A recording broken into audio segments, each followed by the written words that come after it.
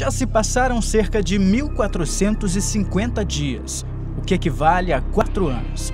E até hoje, o empresário Lucas Porto, principal suspeito de ter estuprado e asfixiado até a morte a publicitária Mariana Costa, de 33 anos, ainda não foi julgado.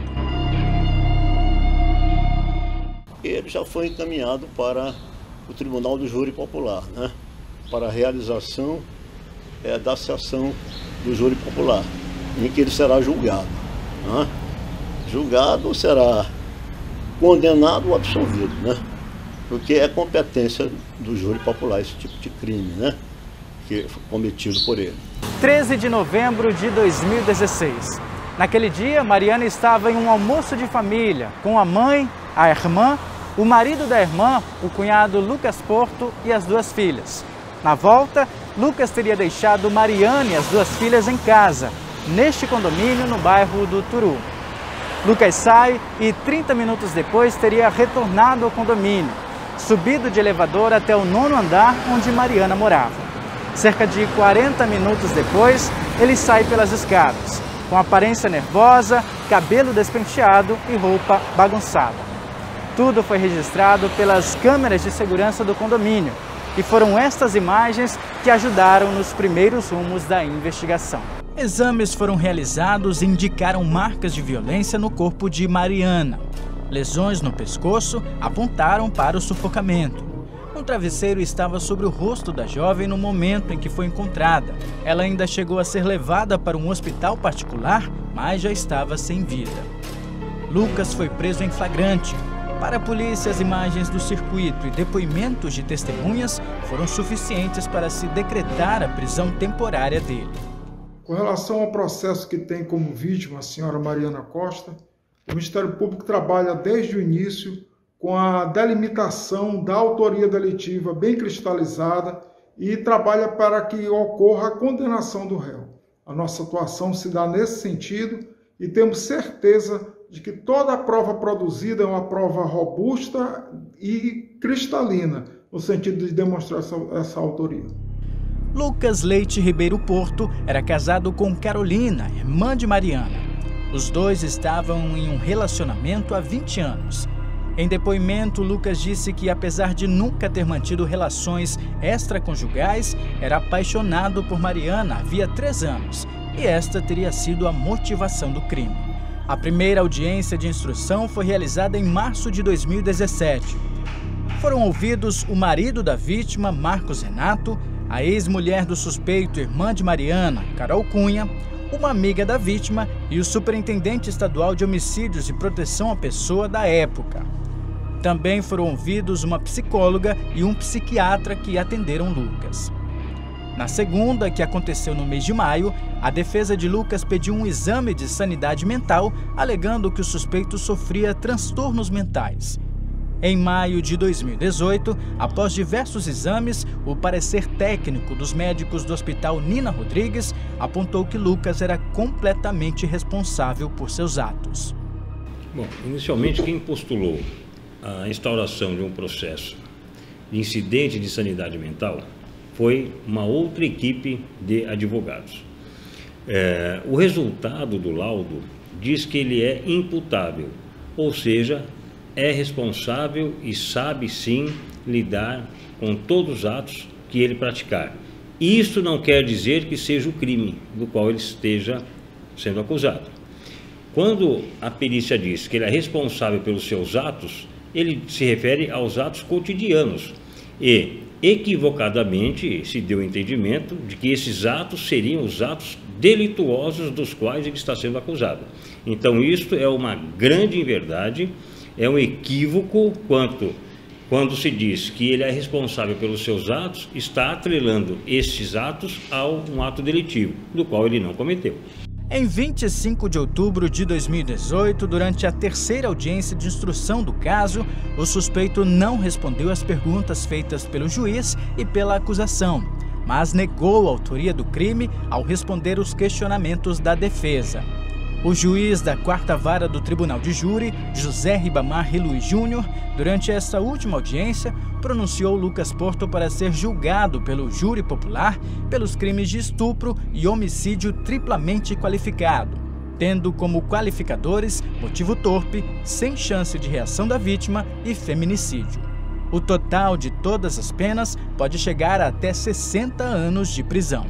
Os advogados de defesa de Porto recorreram da decisão judicial ao Tribunal de Justiça e há cerca de 3 anos a família de Lucas contratou peritos de São Paulo para acompanharem o caso. O meu caso, eu entrei na questão de perícia audiovisual, tá? E todos os arquivos digitais, que é onde também se acrescenta celular, computadores, né? E meu trabalho está sendo para acompanhar o que está dentro dos aparelhos celulares e fiz a parte das degravações das imagens. Tem um fato muito interessante na questão das imagens. Na investigação tem um lapso temporal, um tempo que fala que o Lucas estaria conversando e nas imagens ela nos relata outra parte, né? Que onde eu já fiz um parecer técnico, que está até numa outra parte que o doutor Arildo irá falar, que está dando até um ensejo de uma falsa, ter ludibriado, né?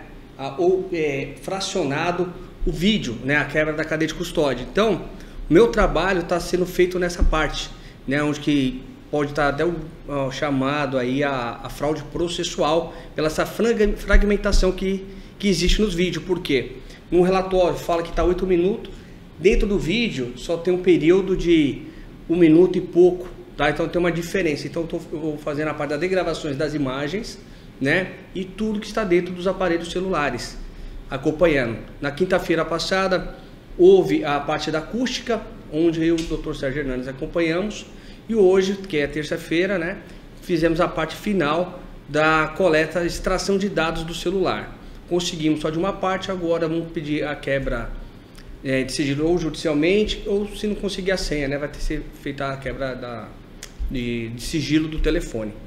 Então meu trabalho é isso mesmo, para pegar todas essas informações que está vindo contra muitos depoimentos dentro do processo. Em especial esse vídeo mesmo dentro do prédio, que fala que o Lucas estava num período dentro e os vídeos mostram outro. Então ali está totalmente fracionado.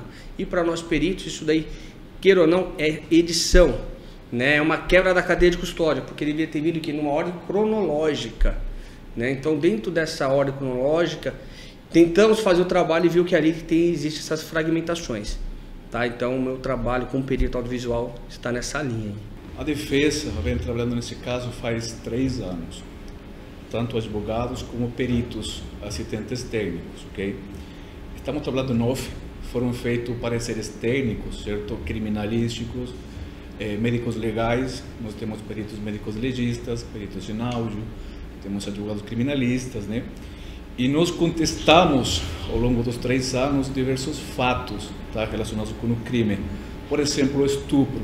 O estupro ele foi confirmado pela acusação. Eles afirmam que efetivamente houve o estupro, né, de Mariana Costa, só que as provas apontam o contrário. Nós contestamos o estupro, Mariana Costa não apresenta as suas características de estupros, e falo características quando está nas regiões corporais, certo? Que são identificadores do estupro, por exemplo, região paragenital, extragenital, certo? Genital, as pernas, as coxas, né? E Mariana não apresentava essas lesões corporais, portanto, uma das conclusões, né, nas quais nós chegamos como defesa é que ela não foi estuprada. Então, a parte contrária, né, que é a acusação, eles vão ter que mostrar como que ela foi estuprada, se não apresenta nenhum tipo de prova que indique esse fato. Posteriormente, as investigações continuaram, as perícias continuaram, né? E no 422, que é a fase pré-processual, né? Perdão, a fase processual, onde as diligências são solicitadas, a defesa peticionou por perícias, né? Foi a perícia acústica a primeira, vai ser feita a perícia de reprodução simulada, onde a perícia que faz, ela contrapõe ou ela confronta a prova testemunial com a prova científica. A reprodução simulada ela é feita quando existem dúvidas ou quando as provas se confrontam ou são divergentes, quando a prova testemunhal não bate ou não é convergente com a prova científica, com os fatos. Então, devido a isso, nós peticionamos e o juiz aceitou. Então, essa perícia vai ser realizada para dirimir essas dúvidas. E a outra perícia que foi realizada que foi feita hoje, né, no IC, no ICRIM aqui em São Luís, que foi nos celulares. Nós peticionamos para extrair tudo que foi apagado dos celulares. WhatsApp, imagem, chamadas telefônicas. Né? Então, estamos fazendo, ao longo dos 3 anos, né, um trabalho bem exaustivo, bem detalhado, né? Mas o que nós podemos adiantar é que ela não foi estuprada. Mariana Costa.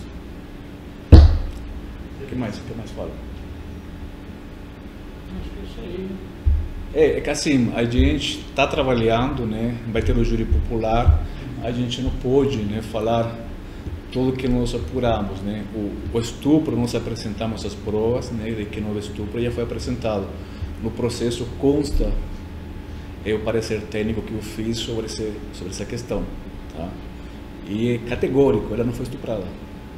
Quem falar que foi estuprada vai ter que, lá no júri, ele vai ter que comprovar que ela foi estuprada. Com que provas, não sei, porque não tem provas. Existe um momento processual do qual a defesa arrola testemunhas e pede diligências, pede providências ao juiz à produção de provas. A defesa entendeu necessário a produção de algumas provas, dentre elas a perícia no celular, não só da Mariana, como também de Lucas Porto. Também se pediu uma reprodução simulada dos fatos, que é uma perícia que tenta trazer à luz com maior veracidade daquilo que poderia ter ocorrido.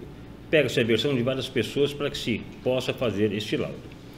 Mais um caso importante que não foi pedido nessa fase processual, isso foi pedido paralelamente, foi a instauração de inquérito policial contra Carolina Costa e Juliana Costa para apurar o crime de fraude processual, porque a defesa, analisando os vídeos do edifício San Juan, chegamos à conclusão que não estava batendo as informações dos vídeos com os depoimentos e o termo de apreensão.